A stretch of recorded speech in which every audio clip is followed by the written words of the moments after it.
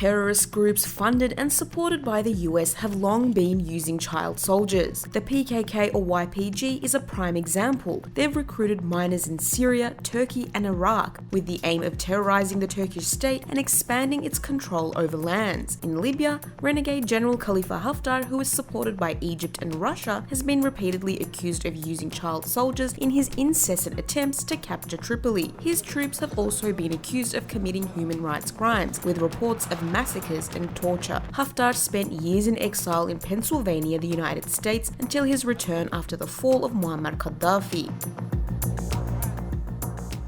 Under international law, it is illegal to recruit and use children under the age of 15, and it's needless to say the act is an inhumane and desperate act of injustice. But during times of warfare, these tactics allow terrorist groups such as the PKK or the YPG to get cheap and obedient labour as porters, sentries, or cleaners, as others carry weapons, exercise their authority over others, and commit atrocities against adults and children alike. Some are used as human shields, and others are used to strong-arm families into submission, and in turn create dependency on the YPG and the PKK leadership. They're not the first. The Lord's Resistance Army in Uganda, the Revolutionary Armed Forces in Colombia, Boko Haram in Nigeria, even Nazi Germany all participated in such acts. Despite numerous reports and witness accounts of the YPG recruiting and using child soldiers, the US, a human rights champion, and the so-called police of the world continues to support terrorist groups, human rights abusers, and child predators. Why may that be?